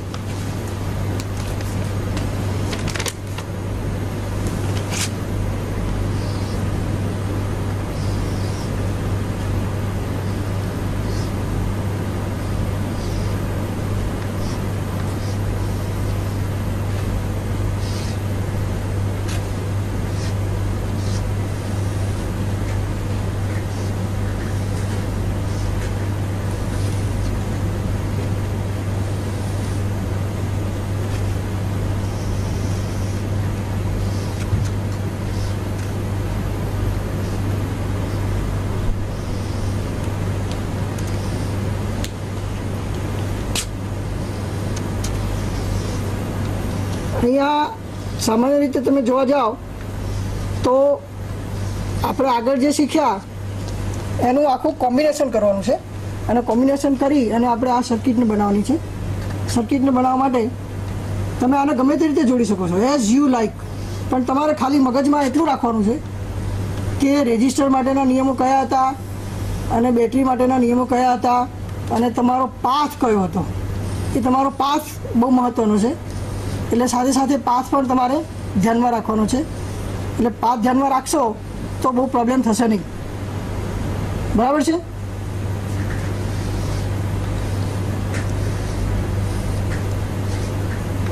હવે દાખલા તરીકે આ જે ઉદાહરણ છે કેવીએલ નું છે. કેવીએલ આપણે સામાન્ય રીતે ઉદાહરણ કેવીએલનું આપીએ ઉદાહરણ એટલે એમાં કેસીએલ ઓટોમેટિકલી આવી જાય છે. કારણ કે કેસીએલ સમજાવો તો કેવીએલ સમજો અને કેવીએલ સમજો અને પછી કેવીએલનું ઉદાહરણ આપો તો બંને નિયમનું કોમ્બિનેશન આવી જાય. કારણ કે કેસીએલ શું છે એ તો જંક્શન પોઈન્ટ દર્શાવે છે. જંક્શન પોઈન્ટમાં આવતો કરંટ બરાબર જંક્શન પોઈન્ટમાંથી જતો કરંટ બરાબર. તો દાખલા તરીકે આની વેલ્યુ છે this is your R1. R1 is equal two 10 ohm. This is your E2 E1. E1 equal to 6 volt. This is your current I1. This current will go from here to here and this is your current. This is I1. This is your I2. This will be I1 plus I2. હવે આ I1 plus I2 કેવી રીતે થાય તો એક current અહીંથી આવ્યો અને એક કરંટ અહીંથી આવ્યો અને સામાન્ય રીતે સર્કિટમાં એવો નિયમ છે કે બેટરીના પોઝિટિવ ટર્મિનલથી કરંટ સ્ટાર્ટ કરવાનો હંમેશા. This is very simple law. Internally તમે જુઓ ઇન્ટરનલી બેટરીમાં શું થાય તો internally negative terminal to positive terminal કરંટમાં બેટરીમાં ઇનસાઇડ બેટરી. પણ એક્સટર્નલી શું થાય તો externally from positive terminal to negative terminal. એટલે કરંટ હંમેશા તમારે બેટરીના પોઝિટિવ ટર્મિનલમાંથી જ સ્ટાર્ટ કરવાનો છે. દાખલા તરીકે આની વેલ્યુ આપણી R2 છે. R2 is equal two 8 ohm. R3 is equal two 12 ohm. અહીંયાથી બે કરંટ આવ્યા, I1 પ્લસ I2, બરાબર. આ જે કરંટ છે એ અહીંયા I1 એનો પાથ પૂરો કર્યો, આ જે કરંટ છે એ I2 છે, અહીંયા એણે I2 નો પાથ પૂરો કર્યો. દાખલા તરીકે આ R6 છે, R6ની વેલ્યુ 4 ઓહ્મ છે ફોર એક્ઝામ્પલ. પછી આ E2, આ તમારી બેટરી E2 છે, તો E2ની વેલ્યુ કેટલી છે? E2ની વેલ્યુ 3 વોલ્ટ, બરાબર. પછી R4, this is your R4, this is equal to 5 ohm. પછી R5, this is your 7 ohm. તો આપણે જોઈ લઈએ ફરીથી circuit. R1 10 ohm, R2 8 ohm, R3 12 ohm, R4 5 ohm, R5 7 ohm, R6 4 ohm. Battery E1 6 volt અને battery E2 3 volt, બરાબર. હવે દાખલા તરીકે આ નેટવર્ક આપણે સોલ્વ કરવું છે. હવે આ નેટવર્ક સોલ્વ કરવા માટે આપણે આપણો પાથ નક્કી કરવાનો છે. This is hour path. In this loop also this is hour path. એટલે આપણે આપણો પાથ હંમેશા કેવો રાખવાનો? ક્લોકવાઇઝ, બરાબર. તો દાખલા તરીકે આપણે આને A કહીએ, આને આપણે B કહીએ, આને આપણે C કહીએ, આને આપણે D કહીએ, આને આપણે E કહીએ અને આને આપણે F કહીએ, બરાબર છે. તો સૌથી પહેલાં તમારે આ પાથનું વિચારવાનું. આ લૂપ, આ સર્કિટમાં ટોટલી 2 લૂપ છે. એક લૂપ આ A, B, E અને F. આ જે A, B, E અને F. E, F, A, this is your one loop. The second loop is B, C, D, E, B, બરાબર. તો આ રીતે 2 લૂપ વિશે તમારે વિચારવાનું છે અને 2 લૂપ વિશે વિચારી અને આમાં આવો દાખલો તમને પરીક્ષામાં પૂછાશે અને પરીક્ષામાં દાખલો પૂછાય રકમમાં એવું હશે કે find out the value of I1 and I2 in about network. ઉપરોક્ત આપેલા નેટવર્કમાં I1 અને I2ની કિંમત શોધો, બરાબર. તો આવા નેટવર્કમાં I1 અને I2ની કિંમત શોધવા માટે આપણે KVLનો ઉપયોગ કરવાનો છે. એટલે સૌથી પહેલાં આપણે કોઈ પણ એક લૂપ વિશે વિચારીએ. તો દાખલા તરીકે લૂપ એપ્લાઇંગ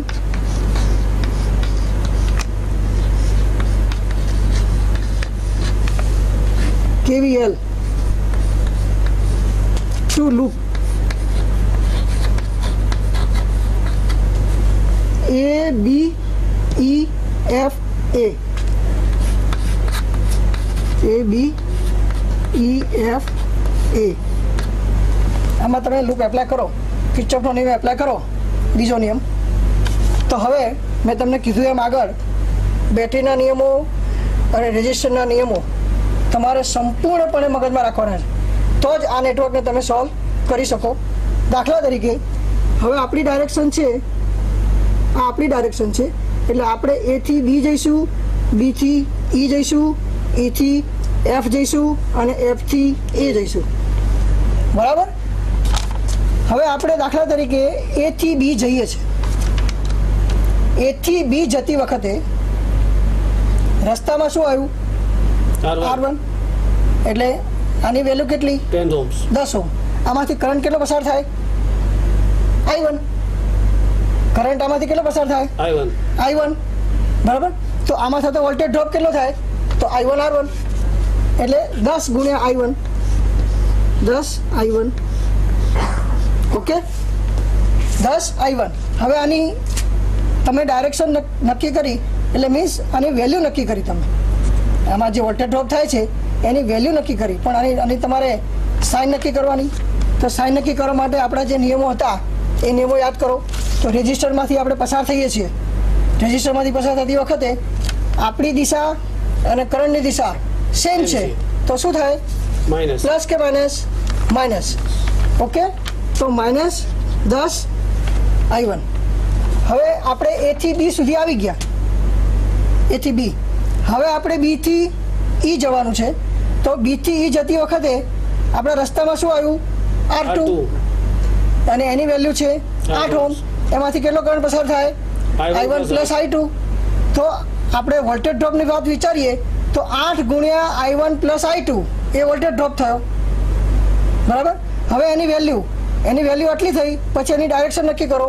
તો ડાયરેક્શન નક્કી કરવા માટે આપણી દિશા B થી A છે અને કરંટની દિશા પણ B થી E છે અને કરંટ દિશા પણ B થી E છે, એટલે સેમ ડાયરેક્શન, એટલે ફોલ ઇન પોટેન્શિયલ. એટલે આની વેલ્યુ કેવી આવશે? માઇનસ. એટલે -8 into I1 plus I2, -8 into I1 plus I2. Okay, -8 into I1 plus I2. એટલે આપણે B થી E આવી ગયા. હવે આપણે ક્યાં જવાનું છે? E થી F જવાનું છે. તો E થી F જતી વખતે રેઝિસ્ટર આવ્યો R3. આપણા રસ્તામાં શું આવે છે એ જ જોવાનું તમારે ખાસ. અને એ રસ્તામાં જે આવતો હોય, રસ્તામાં જે વસ્તુ આવતી હોય એને તમે નિયમ એપ્લાય કરો અને પછી આગળ વધો, બરાબર. Very simple. એટલે E થી F જવાનું છે આપણે. તો E થી F જતી વખતે 12 ઓહ્મનો રેઝિસ્ટર આવ્યો. આ 12 ઓહ્મનો રેઝિસ્ટર છે. 12 ઓહ્મના રેઝિસ્ટરમાં કરંટ કેટલો પસાર થાય? I1. તો આનો વોલ્ટેજ ડ્રોપ કેટલો થાય? 12 ગુણ્યા I1, એટલે 12 I1. તો આનો વોલ્ટેજ ડ્રોપ થયો 12 I1. અને દિશા કેવી? આપણી દિશા અને કરંટની દિશા એક સરખી, બરાબર. તો એક સરખી છે એટલે આમાં જે વોલ્ટેજ ડ્રોપ થાય એ -12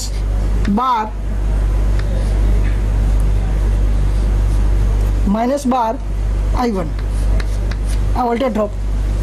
ઓકે, ત્યારબાદ E થી F આપણે આવી ગયા. હવે આપણે ક્યાં જવાનું? F થી A. હવે F થી A જતા વળી પાછું બેટરીનો નિયમ યાદ કરવાનો. બેટરીના નિયમમાં કેવું હતું? ક્યાં જઈએ છીએ એ મહત્વનું છે, ક્યાંથી જઈએ છીએ એ મહત્વનું નથી, ક્યાં જઈએ છીએ. એટલે આપણે અહીંયા પોઝિટિવ ટર્મિનલ ઉપર જઈએ છીએ એટલે આના વોલ્ટેજ કેવા લેવાના? પ્લસ લેવાના, બરાબર. તો +6. તો તમે F થી A પાછા આવી ગયા એટલે તમારો આખો પાથ પૂરો થઈ ગયો. એટલે કિર્ચોફ નામના વૈજ્ઞાનિકે આપણને એમ જ કીધું છે, in any closed path the algebraic sum of EMF and IR drop is equal to 0. So this is equal to 0. Okay, this is equal to 0. તો હવે આને તમે સાદુરૂપ આપવા જઈએ તો -10 I1. આનો સાદુરૂપ આપીએ તો -8 I1 -8 I2 -12 I1 +6. This is equal to 0. 10, 8 અને 12 I1 સાથે કરો. આ માઇનસ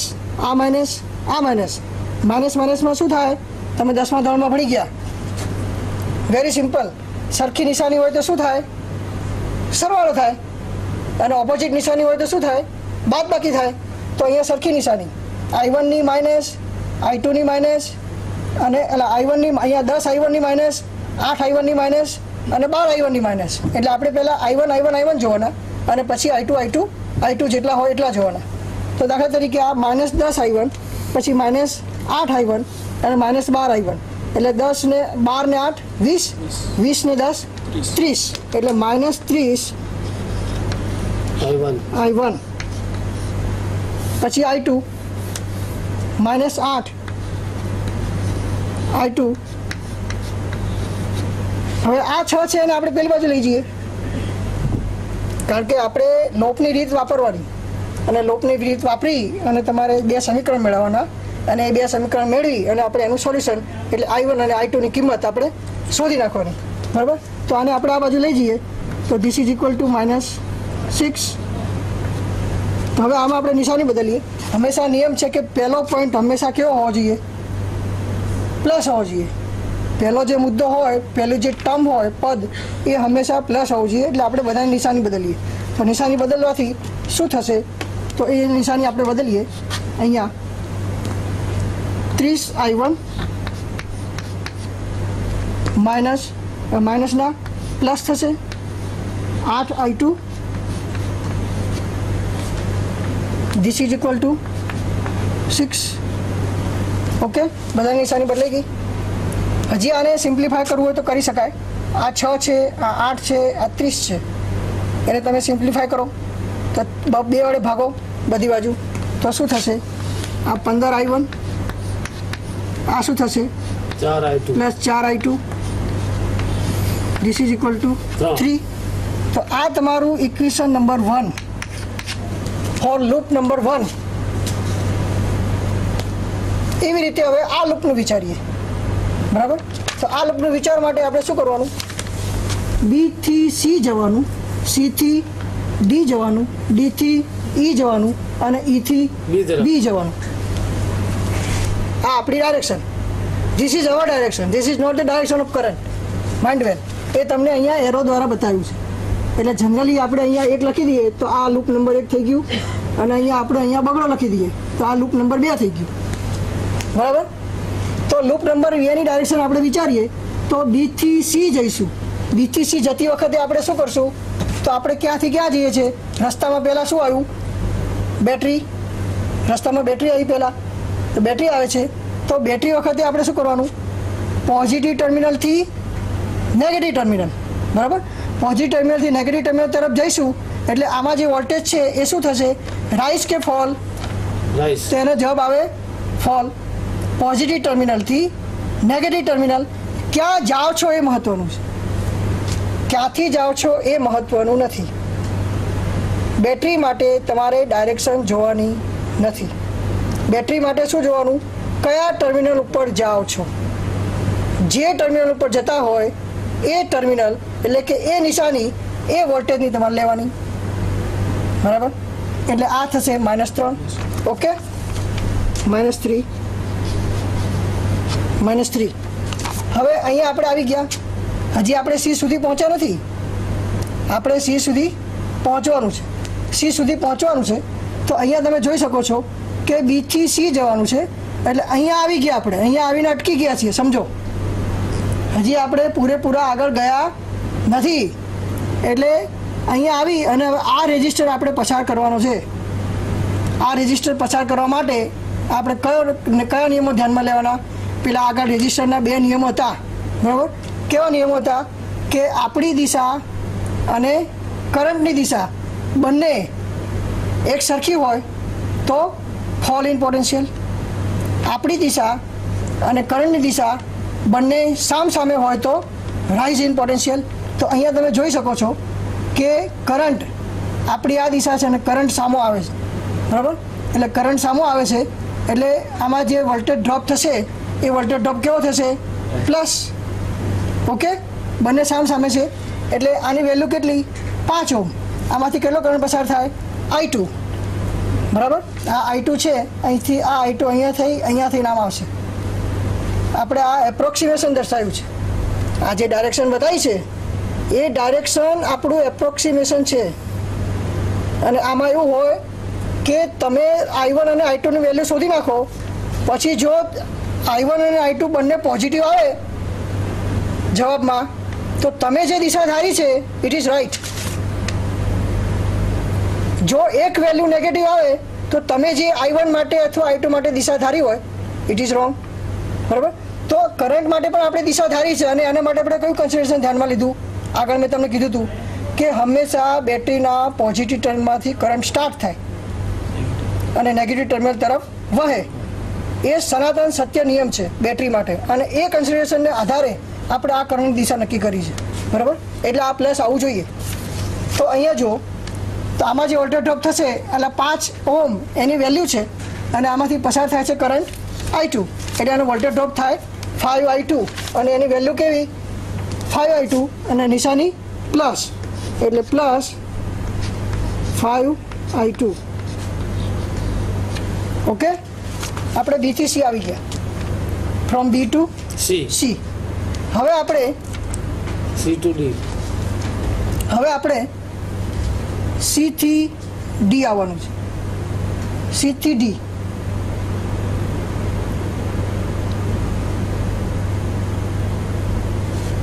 હવે આપણે સી થી ડી આવવાનું છે.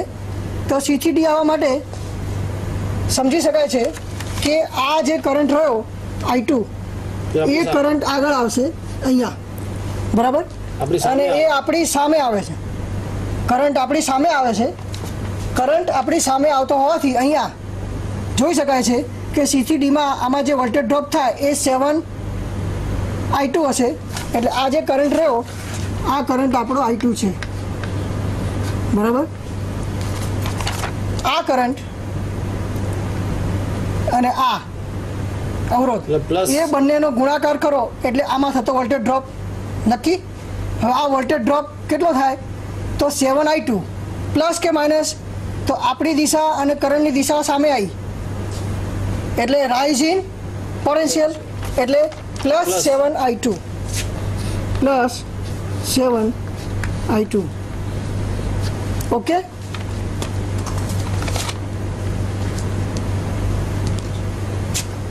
હવે આપણે ડી થી ઈ આવવાનું છે.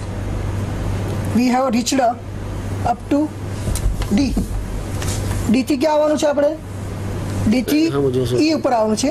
ડી થી ઉપર આવીએ ત્યારે આપણા રસ્તામાં 4 ઓહ્મનો અવરોધ આવે છે. 4 ઓહ્મનો અવરોધ. હવે આ 4 ઓહ્મના અવરોધને આપણે પસાર કરવાનો છે અને આ પસાર કરવા માટે અહીંયા જોઈ શકાય છે કે 4 ઓહ્મના અવરોધમાંથી કરંટ કેટલો પસાર થાય? I2, બરાબર.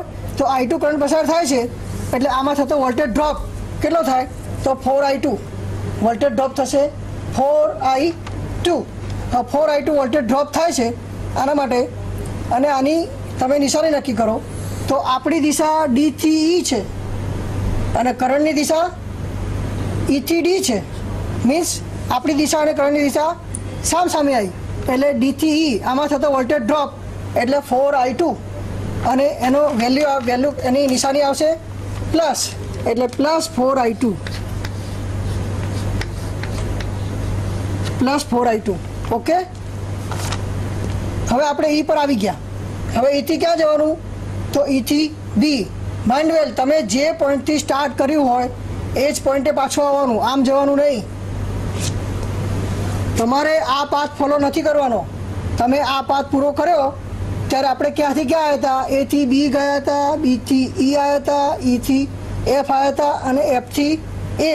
એટલે જ્યાંથી સ્ટાર્ટ કર્યું હોય ત્યાં પાછું આવી જવાનું. એ કિર્ચોફના નિયમની મેઇન કન્ડિશન, બરાબર. એટલે આપણે બીથી સ્ટાર્ટ કર્યું હતું એટલે હવે ઈથી આપણે આમ નહીં જવાનું, ઈથી આમ જવાનું નહીં. આપણે ક્યાં જવાનું? ઈથી બી. તો ઈથી બી બાજુ જઈએ તો રસ્તામાં શું આવ્યું? 8 ઓહ્મનો અવરોધ, બરાબર. આ 8 ઓહ્મના અવરોધને આપણે પસાર કરવાનો છે. 8 ઓહ્મના અવરોધને પસાર કરવા માટે આપણે જોઈ શકીએ છીએ કે આપણી દિશા ઈ થી બી છે અને કરંટની દિશા બી થી ઈ છે. એટલે આની અંદર જે વોલ્ટેજ ડ્રોપ થાય એ 8 કૌંસમાં I1 પ્લસ I2 સમજી શકાય છે. આ બંનેનો ગુણાકાર કરો એટલો વોલ્ટેજ ડ્રોપ આમાં થાય, બરાબર. તો આ જે વોલ્ટેજ ડ્રોપ છે એ 8 × I1 પ્લસ I2. હવે નિશાની નક્કી કરો. તો નિશાની નક્કી કરવા માટે આપણી દિશા અને કરંટની દિશા સામસામે આવી એટલે એ કેવી? પ્લસ. ઓકે. તો પ્લસ 8 કૌંસમાં I1 પ્લસ I2. હવે કિર્ચોફના નિયમ મુજબ આપણે જ્યાંથી સ્ટાર્ટ કર્યું હતું ત્યાં પાછા આવી ગયા. જ્યાંથી આપણે સ્ટાર્ટ કર્યું હતું ત્યાં આપણે પાછા આવી ગયા. એટલે અહીંયા તમારે ઇક્વલ ટુ શું કરી દેવાનું? 0. અહીંયા જેમ આપણે ઇક્વલ ટુ 0 કર્યું હતું એ જ રીતે અહીંયા this is equal to 0. Okay. તો આનું સાદરૂપ આપીએ આપણે. સાદરૂપ આપતી વખતે આ -3 એમને પ્લસ 5I2 એને પણ આપણે એમને રાખીએ પ્લસ 7I2 એ પણ આપણે એમને રહેશે પ્લસ 4I2 એ પણ એમને રહેશે. હવે આનું સાદરૂપ આપો તો કૌંસ છોડવાનો છે. કૌંસ છોડતી વખતે આગળ તમે 10માં ભણી ગયા એ પ્રમાણે plus 8I1 plus 8 I2 this is equal to 0. તો હવે આપણે ઉપર કર્યું તો એ જ રીતે અહીંયા સૌથી પહેલાં I1 ને લઈ લેવાના અને પછી I2 ને લઈ લેવાના. તો આ I1 કેટલા છે? એક આ I1 છે, બરાબર, અને બાકીના બધા શું છે? I2 છે, બરાબર. તો 8 I1 એને પહેલાં લખીએ 8 I1 પછી I2 માં આપણે સરવાળો કરીએ તો 5 ને 7 12 ને 4 16 ને 8 24 ફરીથી 8 ને 4 12 ને 7 19 ને 5 24 તો પ્લસ 24 I2. હવે આ -3 ડાબી બાજુ છે એને આપણે જમણી બાજુ લઈએ. ડાબી બાજુના ટર્મને આપણે જમણી બાજુ લઈએ તો અહીંયા માઇનસ છે એ શું થઈ જશે? પ્લસ. તો this is equal two 3. Okay, તો 8 8 આ જે તમારું સમીકરણ આવ્યું એ તમારું સમીકરણ નંબર 2 આવ્યું. આમાં આપણે સાજી સાદુરૂપ આગળ આપી શકીશું નહીં. કેમ કે આને ભાગાકાર ન કરી શકાય, આને કરી શકાય, આને કરી શકાય, પણ આને ન કરી શકાય. ખ્યાલ છે ને? નિશેષ ભગાવવા જોઈએ તો જ આપણે એ ટર્મને ભાગી શકીએ, આખા સમીકરણને. એ સિવાય ભાગી શકાય નહીં. તો સમીકરણ નંબર 1 અને સમીકરણ નંબર 2 એને આપણે સોલ્વ કરવાના છે.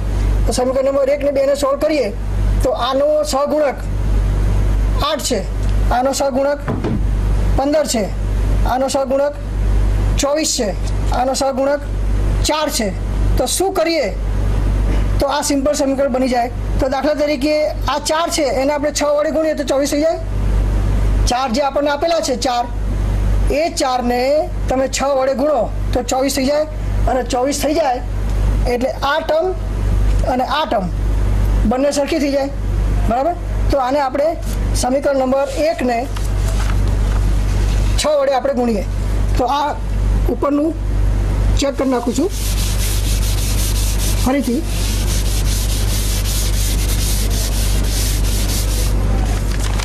સમીકરણ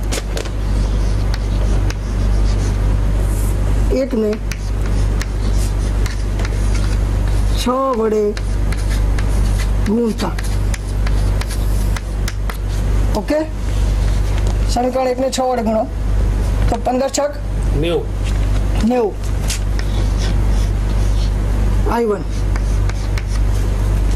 6 વડે ગુણો એટલે plus 24 I2 this is equal two 6 વડે ગુણો એટલે 18.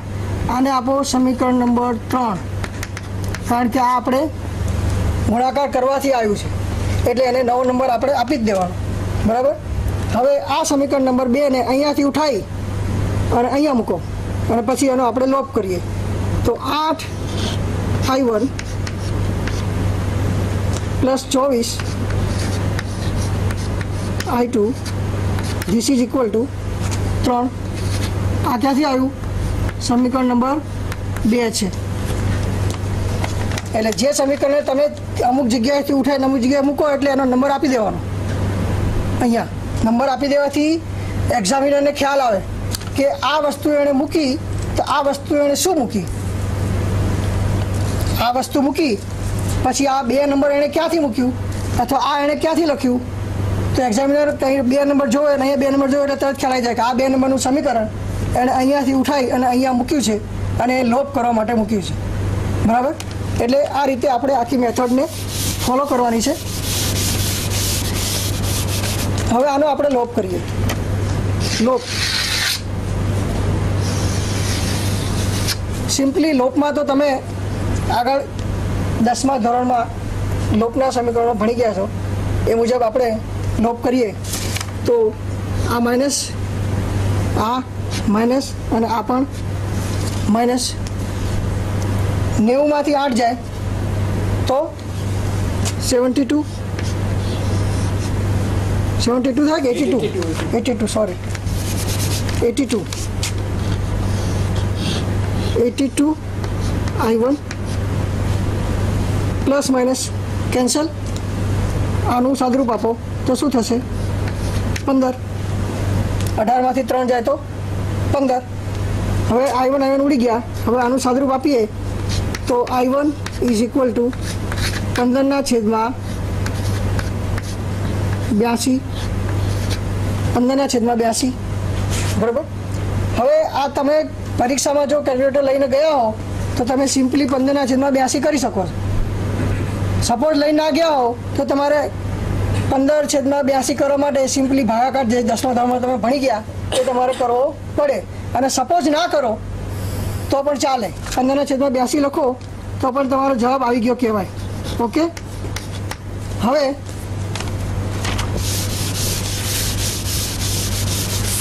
આપણે આ I1ની કિંમત આ સમીકરણમાં અથવા આ સમીકરણમાં મૂકવાની છે. બરાબર. આમાં અથવા તો આમાં. તો આપણને શેમાં સહેલું પડશે એ જોવાનું. તો દાખલા તરીકે આ 15/82 છે તો આપણે દાખલા તરીકે આમાં મૂકીએ સમીકરણ નંબર 2માં. બરાબર. કારણ કે 3 નંબર તો ઓલરેડી ગુણાકાર કરીને આપણે મૂકેલું છે. 3 નંબરનું જે સમીકરણ છે એ તો આપણે ઓલરેડી ગુણાકાર કરી મૂકેલું છે. તો ગુણાકાર કરી મૂક્યું એટલે એ મોટું સમીકરણ થયું. તો મોટા સમીકરણને બને ત્યાં સુધી નહીં ગુણવાનું. જે નાનું સમીકરણ હોય એને જ ગુણવાનું, જેથી કરીને તમને કેલ્ક્યુલેશન કરવામાં ઇઝી પડે. ઓકે. તો 8 છે. 8 I1ની જગ્યાએ અહીંયા લખવાનું કે સમીકરણ 2માં I1 બરાબર 15/82 મૂકતા 15/82 મૂકતા તો હમણાં I1ની કિંમત મૂકીએ તો 8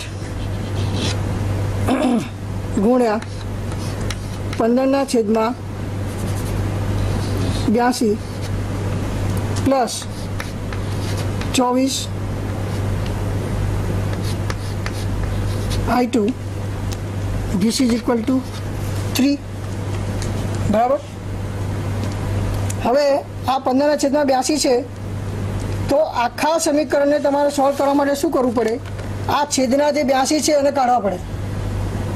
82ને તો 82ને કાઢવા પડે મીન્સ આખા સમીકરણને તમારે 82 વડે ગુણવા પડે. બરાબર. 82 82થી આપણે ગુણીએ તો આને 82થી ગુણીએ તો કંઈ ફેર પડતો નથી, પણ આને 82થી ગુણવા પડે એટલે 24 ગુણ્યા 82 એટલે આપણે સાઈડમાં કરીએ 82 × 24 એકમ દશકની શૂન્ય 2 દૂના 4 8 દૂ 16 4 દૂ 8 8 ચોક 32. ફરીથી 2 દૂ 4 8 દૂ 16 4 દૂ 8 8 ચોક 32 8 6 9 1 1968. બરાબર. તો આનો જવાબ આવશે 1968. એટલે આ આપણે અહીંયા મૂકવાનું છે. એટલે આને 82 વડે ગુણીએ એટલે 8 ગુણ્યા 15 થશે. તો એ આપણે સાઈડમાં કરીએ. 15 ગુણ્યા 8 15 અઠ્ઠા કેટલા થાય બોલો? 15 અઠ્ઠા 15 એકા 15 15 દુ 30 15 તરી 45 15 ચોક 60 15 પંચા 75 15 છક 90 15 સિત્તા 105 15 અઠ્ઠા 120. હા 120. ઓકે 120. ઓકે 15 અઠ્ઠા 120 એટલે આનો જવાબ આવે 120. આનો ગુણાકાર આપણે કર્યો હમણાં એ 1968 એટલે plus 1968. This is equal 1968 I2 this is equal two 3. હવે 3 છે એને આપણે કેટલા વડે ગુણવાના? આને 82 વડે ગુણ્યું, આને 82 વડે ગુણ્યું તો આને પણ 82 વડે ગુણવાના એટલે 82 × 3 3 દુ 6 6 તરી એટલે 8 તરી 24 246 એટલે ધીસ ઇઝ યોર 246. ઓકે. હવે આનું સાદરૂપ આપીએ આપણે તો 1968 એને અહીંયા નહીં રાખવાના, આને તમે આ બાજુ લઈ જાઓ, આ ટર્મને ઉપાડી અને અહીંયા લઈ જાઓ અને આને આ બાજુ રાખો તો 1968 I2 this is equal to 246 minus upon sorry 246 minus 120. Okay, 246 માંથી 120 બાદ કરો તો કેટલો જવાબ આવે? 6 માંથી 0 જાય તો 6, 4 માંથી 2 જાય તો 2 અને 2 માંથી 1 જાય તો 1. 126. કેવી રીતે કર્યું? 6 માંથી 0 જાય તો 6, 4 માંથી 2 જાય તો 2, 2 માંથી 1 જાય તો 1. ઓકે, 126 એટલે 1968 I2. હવે I2 તો I2 એટલે શું? તો I2 this is equal to 126 upon 1968. હવે આનું કેલ્ક્યુલેટર તમારી પાસે હોય તો તમારે સાદુરૂપ આપવાનું, જો ના હોય તો આ જ જવાબ તમારે લખી નાખવાનો. બરાબર? એટલે અહીંયા તમે જોઈ શકો છો કે I1 અને I2 બંનેની વેલ્યુ કેવી આવી? Plus. This is also plus, this is also plus. I1 અને I2 બંનેની વેલ્યુ પ્લસ આવી. એનો અર્થ એમ થયો કે તમે જે દિશા ધારી છે કરંટ માટે એ દિશા બરાબર છે. મીન્સ કરંટ એ દિશામાં જ વહે છે જે દિશા તમે ધારી છે. અને આગળનો જે આપણો નિયમ હતો એ પ્રમાણે કહેલું કે જનરલી દિશા ધારવા માટે શું ધ્યાન રાખવાનું? પોઝિટિવ ટર્મિનલમાંથી કરંટ બહાર નીકળે અને નેગેટિવ ટર્મિનલ તરફ આવે. બરાબર? જ્યારે બેટરીમાં ઇન્ટરનલી અલગ હોય. ઇન્ટરનલી શું હોય? ઇન્ટરનલી નેગેટિવ ટર્મિનલથી પોઝિટિવ તરફ અને એક્સટર્નલી પોઝિટિવથી નેગેટિવ તરફ. એ કન્સિડરેશન કરી અને આપણે દિશા ધારી હતી. એટલે અહીંથી આપણે કરંટ કાઢ્યો તો I1 અને અહીંથી આપણે કરંટ કાઢ્યો તો I2. એ અહીંયા જંકશન પોઈન્ટ આગળ ભેગો થયો હતો એટલે I1 અહીંથી આવ્યો અને I2 અહીંથી આવ્યો એટલે અહીંયા I1 પ્લસ I2 થયો હતો. અને અહીંયાથી આ કરંટ આ જે આવ્યો એ I1 I2 છે. I1 I2 આ I1 I2 એ અહીંયાથી I2 પોતાના પાથ એણે પૂરો કર્યો એટલે I2 જ્યાંથી આવ્યો તો ત્યાં પાછો ગયો. જે લૂપમાંથી I2 કરંટ આવ્યો હતો એ જ લૂપમાં I2 કરંટ પાછો ગયો. બરાબર?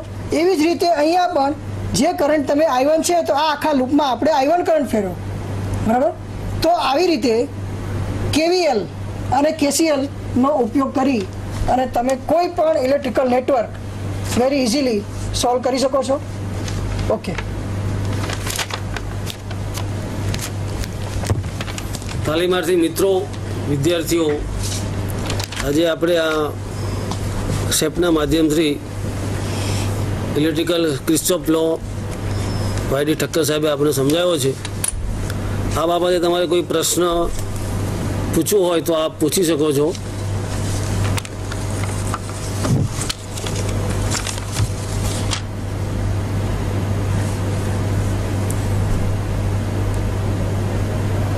ઠક્કર સાહેબ, આ સિરીઝ સર્કિટ અને પેરેલલ સર્કિટમાં તો આપણે સિમ્પલી ઓહ્મ્સ લો જ એપ્લાય કરવાનો ને? ઓહ્મ્સ લો, સિરીઝ સર્કિટના નિયમો અને પેરેલલ સર્કિટના નિયમો. આપણે સિરીઝ સર્કિટના નિયમો ભણ્યા ને, જેમ કે કરંટની વેલ્યુ સિરીઝ સર્કિટમાં એક સરખી હોય છે અને વોલ્ટેજની વેલ્યુ અલગ અલગ હોય છે. જેમ ડિવિઝન પડે, જેમ જેમ સિરીઝમાં તમે લોડ જોડતા જાઓ એ પ્રમાણે એના વોલ્ટેજ ડ્રોપ અલગ અલગ થતા જાય અને એ નિયમ તમારે એપ્લાય કરવાનો છે. અને પછી ટોટલ વોલ્ટેજ જે આવે એ તમારે કેલ્ક્યુલેશન આગળ આપણે જે ભણ્યા હતા એ મુજબ આપણે સિરીઝ સર્કિટના નિયમ અને પેરેલલ સર્કિટના નિયમ સોલ્વ કરી અને આપણે એનું સોલ્યુશન કરવાનું હોય. જ્યાં સિરીઝ પેરેલલ કમ્બાઇન્ડ હોય, જ્યાં સિરીઝ પેરેલલ કામ ન આવે એટલે કે જ્યાં નેટવર્ક હોય, નેટવર્ક ઓફ કન્ડક્ટર્સ. અને અત્યારે તમે જોઈ શકો છો નેટવર્કનો જમાનો છે. જ્યાં જુઓ ત્યાં નેટવર્ક વગર તો કંઈ છે જ નહીં. એટલે નેટવર્ક જ હોય છે અને નેટવર્કમાં તમારે જ્યારે પણ કોઈ પણ સર્કિટનું સોલ્યુશન કરવું હોય ત્યારે તમારે સિમ્પલી કિર્ચોફનો નિયમ KCL અને KVL બંનેનો ઉપયોગ કરવો પડે. તાલીમાર્થી મિત્રો, આપ ટેલિફોનિક પણ આજના લેસન વિશે પ્રશ્નો પૂછી શકો છો. આપણી સાથે ઠક્કર સાહેબે આપણને સરસ મજાનું ક્રિસ્ટોફ લો વિશે સમજાવેલું છે. આપણને કોઈ પ્રશ્ન હોય તો ટેલિફોનિક રીતે આપણે પ્રશ્નો પૂછી શકો છો. ઠક્કર સાહેબ આપને એનો પ્રત્યુત્તર આપશે. ઠક્કર સાહેબ, આપે જે રીતે જણાવ્યું કે આપણે આ નેટવર્કમાં જે મૂકેલા હોય એ સિરીઝ આપણે ચેક કરી શકીએ છીએ, તો સાહેબ પૂછવાનું એમ થાય છે કે તમે દર્શાવ્યું કે એન્ટી ક્લોક વાઇઝ આપણે ચેક કરવું, તો સર આપણે એન્ટી ક્લોક વાઇઝ ફરજિયાત રીતે ચેક કરી શકીએ કે આપણે કોઈ બીજી દિશા પર પણ યુઝ કરી શકીએ? જનરલી આપણા જવાની દિશા આપણે ક્લોકવાઇઝ રાખવાની છે. કિર્ચોફનો નિયમ સોલ્વ કરતી વખતે બરાબર એક પોઈન્ટ મગજમાં રાખવાનો છે કે આપણે કોઈ પાથમાંથી પસાર થઈએ એટલે એ પાથમાંથી પસાર થવાની આપણી પોતાની જે દિશા છે એ તો ક્લોકવાઇઝ જ રાખવાની છે. બરાબર. અને સાથે સાથે તમને પરીક્ષામાં જે પૂછે છે એ પરીક્ષામાં તમને ડાયરેક્શન આપેલી નથી હોતી, કરંટની દિશા પણ આપેલી નથી હોતી. બરાબર.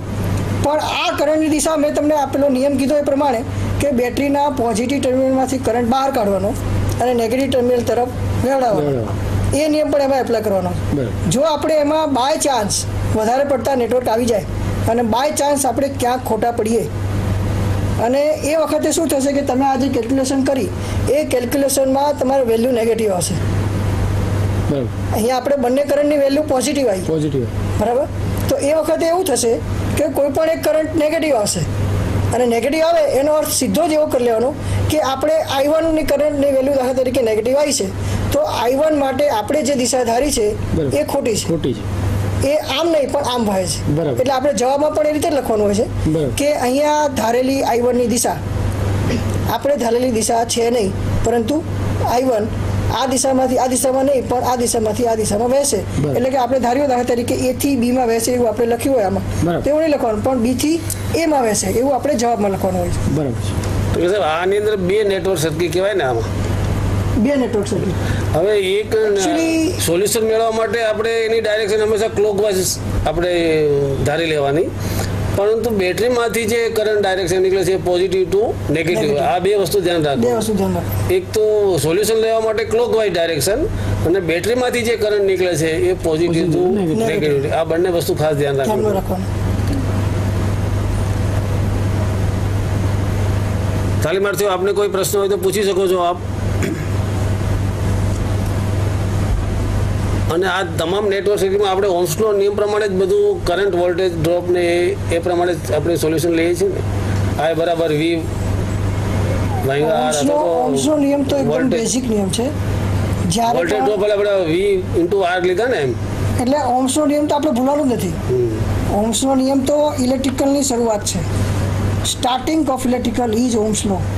જે ઓહ્મ્સ લો સમજે એ આગળ ઇલેક્ટ્રિકલ સમજી શકે, જેને ઓહ્મ્સ લો જ ના સમજાય એને ઇલેક્ટ્રિકલ ના સમજાય. હા બોલો. હાજી હેલો સર, હું ગાંધીનગર આઈટીમાં છું. બોલો બોલો. આપણે કમ્પ્યુટર લેબ કે કમ્પ્યુટર ઓફિસ હતો એમાં તમે જે આ લો સમજાવે નિયમ એ આમ કઈ રીતે ઉપયોગી બને? ઉપયોગી મેં તમને આગળ વાત કરી એ પ્રમાણે જનરલી 3-phase સપ્લાય સિસ્ટમમાં આપણે KCLનો ઉપયોગ કરતા હોઈએ છીએ અને KCLના નિયમ મુજબ કોઈ પણ ન્યુટ્રલમાંથી કરંટ ક્યારે વહેશે અથવા ક્યારે નહીં વહે એ કન્ડિશન આપણે પાવર સ્ટેશનમાં નક્કી કરતા હોઈએ છીએ. દાખલા તરીકે આપણું પાવર સ્ટેશન છે તો પાવર સ્ટેશનમાં આપણે 3-phase ઓલ્ટરનેટર રન કરીએ છીએ, 3-phase ઓલ્ટરનેટર, અને એ 3-phase ઓલ્ટરનેટર તમે જુઓ તો સ્ટાર કનેક્ટેડ હોય છે.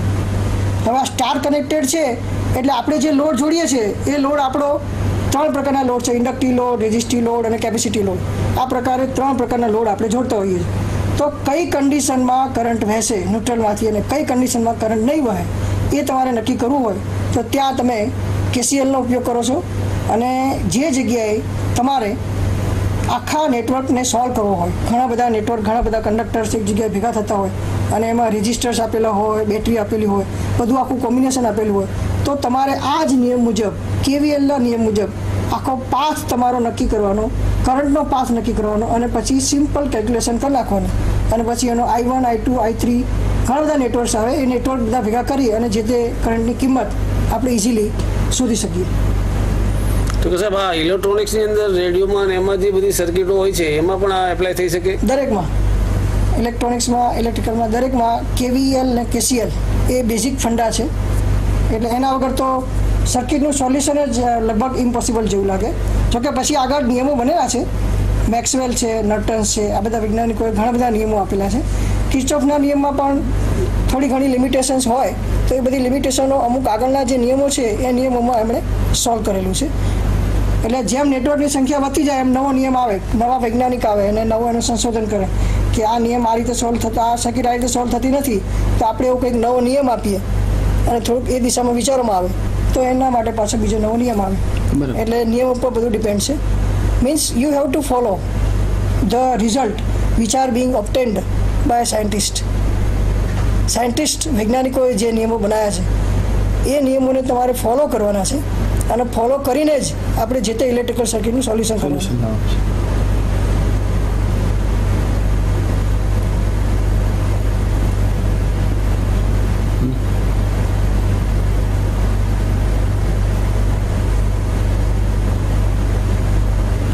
દર્શક મિત્રો, ઠક્કર સાહેબે આપણને ખૂબ જ સુંદર માહિતી આપી.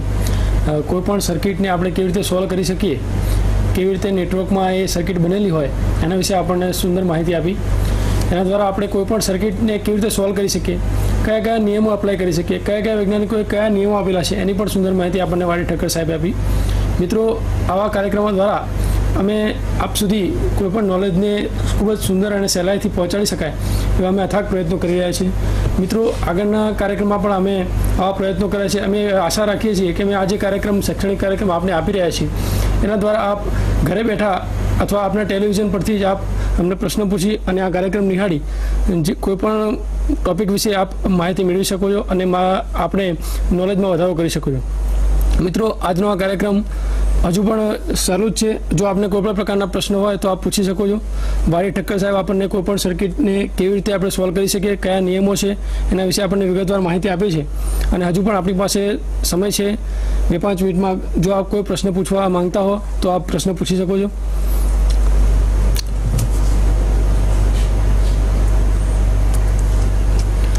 આપણે સાહેબ આ કરંટની કિંમત શોધી, પોઝિટિવ આવે તો બરાબર છે, પણ વધારે ઓછી હોય તો એક તો આપણે ડાયરેક્શન કદાચ કેલ્ક્યુલેશનમાં આપણી ભૂલ હોય કે આ ડાયરેક્શન આપણે બરાબર ધ્યાનમાં લીધું નથી, એટલે આપણું આ જે જવાબ આવ્યો છે અથવા તો જે વેલ્યુ આવી છે આમાં સામાન્ય રીતે જોવા જાઓ તો તમારું કેલ્ક્યુલેશન એસએસસી લેવલનું જે હોય છે એ એસએસસી લેવલના કેલ્ક્યુલેશન આધારિત જ દાખલા આઈટીઆઈમાં પૂછતા હોય છે. બરાબર. અને જનરલી કેલ્ક્યુલેટર પણ આપણે સાથે ઇલેક્ટ્રિકલના સબ્જેક્ટ માટે રાખવા દેતા હોઈએ છીએ. જનરલી એવી શક્યતાઓ છે. અને પછી સિમ્પ્લિફાય કરીને ધારો કે અમુક પોઈન્ટમાં પ્લસ માઇનસ થતું હોય તો એનો કોઈ પ્રશ્ન આવતો નથી, પણ ઘણો બધો ફેર પડે વેલ્યુમાં, રિઝલ્ટમાં. દાખલા તરીકે આમાં છે તો આમાં આપણે 126/1968 આવ્યું એને બદલે 126ને બદલે સીધા 226 આવી જાય, એટલે કે 100નો એવો બધો ડિફરન્સ થઈ જાય. તો એ દાખલો કંઈક મિસ્ટેકવાળો હોય, ક્યાંક પ્રોબ્લેમ હોય, એ આપણે જોઈ શકીએ. અથવા આને બીજી રીતે તમે સોલ્વ કરવું હોય તો I1ની કિંમત અને I2ની કિંમત તમે પ્લસ કરો, બંનેનો સરવાળો તો થવો જોઈએ, બરાબર?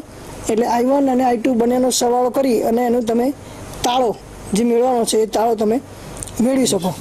પણ અહીંયા કહેવાનો ભાર એવો છે કે ડાયરેક્શન, કરંટની જે દિશા છે એ કરંટની દિશા અને તમારા પાથની દિશા, આ 2 પોઈન્ટ મેઇનલી તમારા મગજમાં રાખવાના છે. જો આ 2 પોઈન્ટ તમારા મગજમાં હોય તો તમે સોલ્વ કરી શકો, એ સિવાય નહીં. જો તમે ડાયરેક્શન ભૂલ્યા તો દાખલો ભૂલ્યા.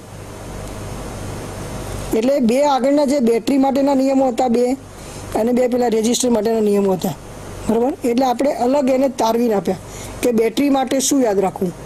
બેટરી માટે શું તો પોઝિટિવ ટર્મિનલથી નેગેટિવ ટર્મિનલ જઈએ એટલે ફોલ ઇન પોટેન્શિયલ, અને નેગેટિવ ટર્મિનલથી પોઝિટિવ ટર્મિનલ જઈએ તો રાઇઝ ઇન પોટેન્શિયલ, બરાબર? એમાં આપણે દિશા જોવાની આવતી નથી. પણ રેઝિસ્ટરમાંથી આપણે જ્યારે પસાર થઈએ ત્યારે આપણે શું જોવાનું છે, ત્યારે આપણે કરંટની દિશા પણ જોવાની છે અને આપણા પાથની દિશા પણ જોવાની છે. આપણો પાથ A થી B હોય અને કરંટનો પાથ પણ જો A થી B હોય તો હમણાં તળાવનું ઉદાહરણ આપ્યું હતું એ રીતે, તો આપણે નેગેટિવ ફોર્સ એપ્લાય કરવો પડશે, ઓછો ફોર્સ એપ્લાય કરવો પડશે. એટલે એની વેલ્યુ આપણે નેગેટિવ લેવાની છે, બરાબર? અને આપણી જવાની દિશા અને કરંટની દિશા બંને જો સામે આવે તો એ રાઇઝ ઇન પોટેન્શિયલ છે, એટલે આપણે પોઝિટિવ ફોર્સ એપ્લાય કરવો પડશે ત્યાં તળાવમાં તરવા માટે. એવી જ રીતે અહીંયા તમારે પ્લસ લેવું પડશે.